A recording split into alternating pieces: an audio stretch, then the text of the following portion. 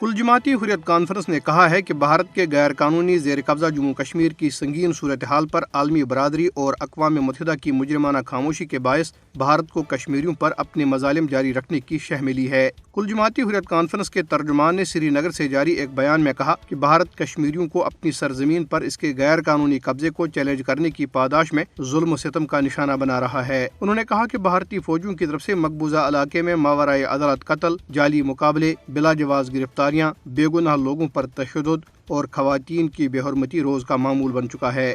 ترجمان نے افسوس کا اظہار کیا کہ عالمی برادری نے بھارتی مظالم پر آنکھیں بند کر کے رکھی ہیں۔ انہوں نے اقوام متحدہ پر زور دیا کہ وہ کشمیری عوام کی امنگوں کا احترام کرنے اور انہیں بغیر کسی تاخیر کے ان کا ناقابل تنسیق حق کی خود ارادی دینے کے لیے بھارت پر دباؤ ڈالے۔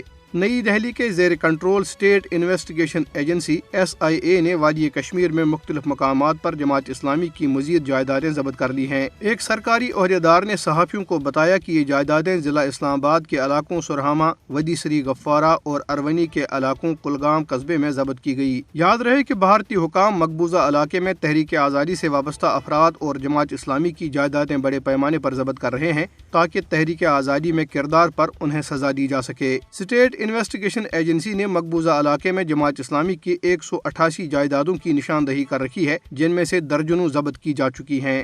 ادھر بھارتی قابض فوجیوں نے کپواڑہ، اسلام آباد، راجوری، پونچھ، ریاسی، جموں، کشتواڑ، ڈوڈا اور سامبا اضلاع کے مختلف علاقوں میں محاصرے اور تلاشی کی کارروائیاں جاری رکھی۔ فوجیوں نے اس دوران خواتین اور بچوں سمیت مکینوں کو سخت ہراساں کیا۔ کل جماعتی حریت کانفرنس کی رہنما فریدہ بہن جی نے سری نگر میں ایک بیان میں ممتاز آزادی پسند کارکن سجاد احمد کنو کو ان کے یوم شہادت کے موقع پہ زبردست خراج عقیدت پیش کیا۔ انہوں نے کہا کہ شہداء کی قربانیوں کو رائے گاہ نہیں جانے دیا جائے گا اور ان کے مشن کو ہر قیمت پر پورا کیا جائے گا۔ بھارتی فوجیوں نے اسلام آباد قصبے کے رہائشی سجاد احمد کنو کو 8 جنوری 1996 کو شہید کر دیا تھا۔ بھارتی ریاست ناگالینڈ میں ایک سڑک حادثے میں بھارتی پیراملٹری بارڈر سیکورٹی فورس کے 3 درجن سے زائد اہلکار زخمی ہو گئے۔ یہ حادثہ اس وقت پیش آیا جب BSF اہلکاروں کو انتخابی ڈیوٹی کے لیے قصبے میں لے جانے والی ایک بس دریائے ڈوانگ کے قریب ایک کھائی میں جا گری۔